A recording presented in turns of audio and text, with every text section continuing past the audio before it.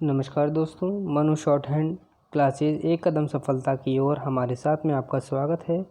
यहाँ आपको मिलता है 100 शब्द प्रति मिनट से रामधारी गुप्ता भाग 2 का छठा अध्याय।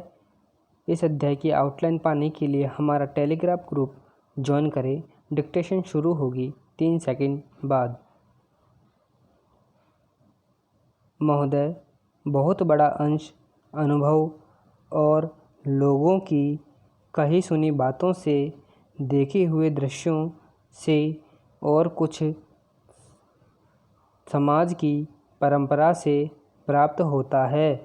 सिनेमा इस सभी प्रकार के ज्ञान की प्राप्ति में सहायक हो सकता है, क्योंकि यह मनुष्य की दृश्य और श्रव्य अनुभूतियों के क्षेत्र को बढ़ावा देता है।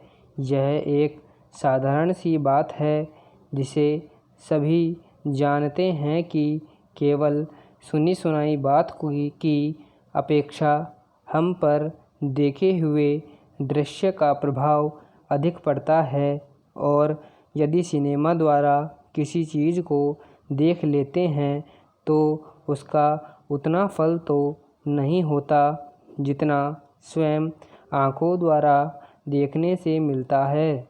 उससे तो कहीं अधिक अमिट छाप किसी के सामने किसी दृश्य की वर्णन करने से पड़ती है। मन बहलाव के भी साधन कितने ही प्रकार के होते हैं।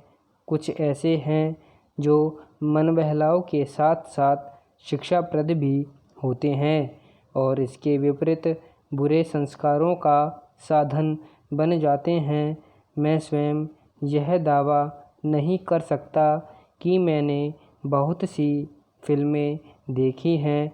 सच पूछिए, मुझे बहुत कम फिल्में देखने का अवसर मिला है, पर मेरे पास जो खबरें पहुंचती हैं, बहुतेरे विश्वसनीय भाइयों और बहनों द्वारा जो शिकायतें पहुंचाई जाती है, उनसे मालूम होता है कि बहुतेरी फिल्में दूसरी कोटि की हैं, जो शिक्षा अथवा मन बहलाव का साधन न बनकर बुरी वासनाओं को जागृत करती है, विशेषकर युवकों के चरित्र पर बुरा प्रभाव डालती है। हो सकता है कि इस प्रकार की फिल्में अधिक लोकप्रिय होती हों, उनके द्वारा अधिक पैसे कमाए जा सकते हों। कुछ लोग यह कह सकते हैं कि फिल्म निर्माताओं का काम ऐसी फिल्मों को बनाना है जो लोकप्रिय हो, क्योंकि वे एक प्रकार की मांग को पूरी करती है। यह भी कहा जा सकता है कि फिल्मों का ध्येय मन बहलाव ही है।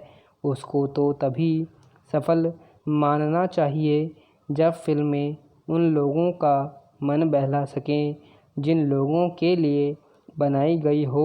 ये सब बातें बहस के रूप में कही जा सकती है, पर मैं चाहूँगा कि कोई भी सिनेमा हो अथवा फिल्म के बनाने वाले हों, वे यदि अपना कर्तव्य समाज सेवा समझते हैं, और उन्हें समझना भी चाहिए, तो उन सब के लिए ये सब बातें यदि अग्राह्य नहीं तो गौण अवश्य हैं, और उनका उद्देश्य तो सेवा ही होना चाहिए। सेवा तभी तक सेवा रहती है जब तक वह सेव्य का हित न करे, उसे गिराए।